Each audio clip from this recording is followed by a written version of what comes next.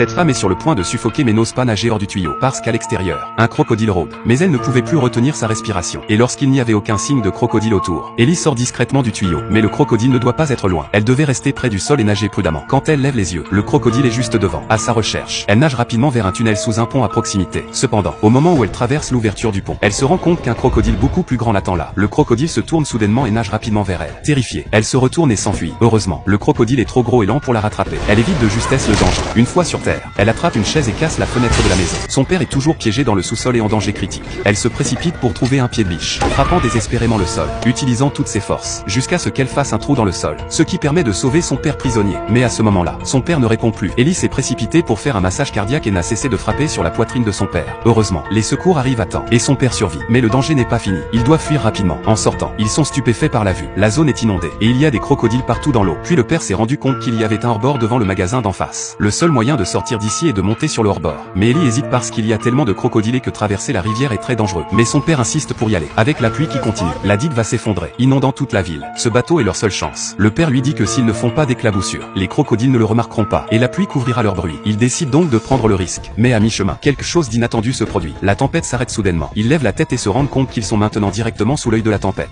Soudain, un crocodile nage dans leur direction.